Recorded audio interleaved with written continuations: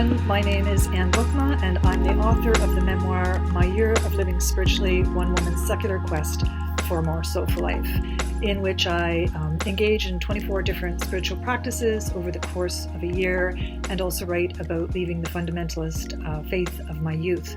I'm going to read you a short section from the chapter called The Quiet Center. One of the practices I engaged in was solitude, and I went away to live in a treehouse for a couple of days of enforced solitude. Henry David Thoreau lived in his cabin for 2 years, 2 months, and 2 days. My 3 days and 2 nights are paltry in comparison. Still, I've untethered myself from digital distractions. No TV, computer, or tablet, not even a radio. Birdsong will be my playlist. The view of the swaying pines outside the windows my screen time.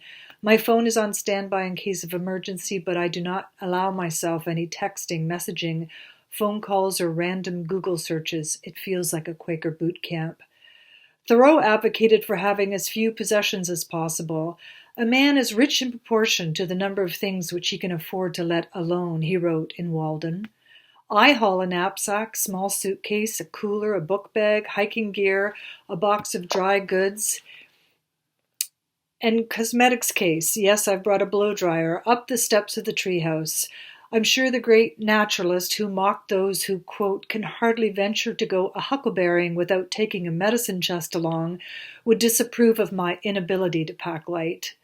Nevertheless, I commit to spending my time much as Thoreau did, reading, hiking, journaling, and daydreaming. I pack a small knapsack for a long walk in the woods. I come upon a screened-in gazebo where I while away several afternoon hours with a book in my lap, something I haven't done in years, until a liquid drowsiness pours over me and I head back to the treehouse, climb to the loft bed, and settle into a drooling, intoxicating slumber.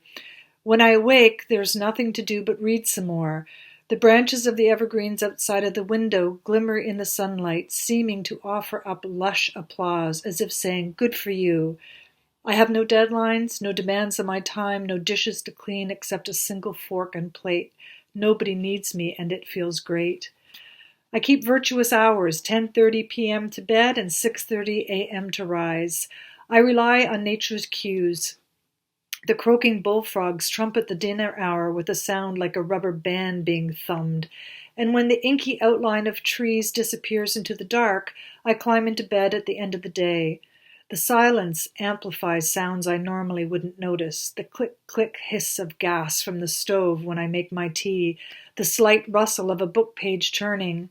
The quieter you become, the more you can hear, says the mystic poet Rumi. I notice the absence of sound, too.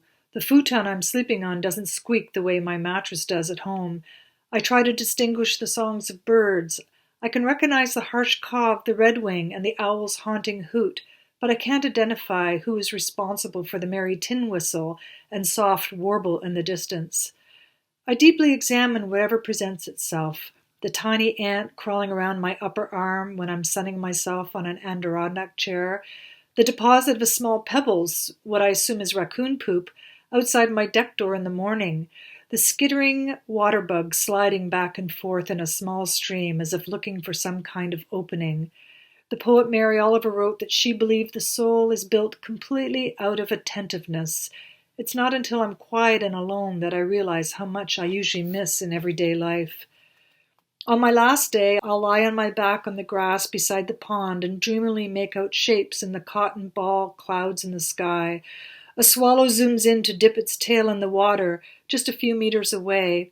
In the late afternoon, the sun is still bright enough that I need to shade my eyes, but the sky also holds the faint outline of a half moon. The sun and moon appearing together is an everyday miracle that I rarely stop to notice. Attention, wrote Oliver, is the beginning of devotion.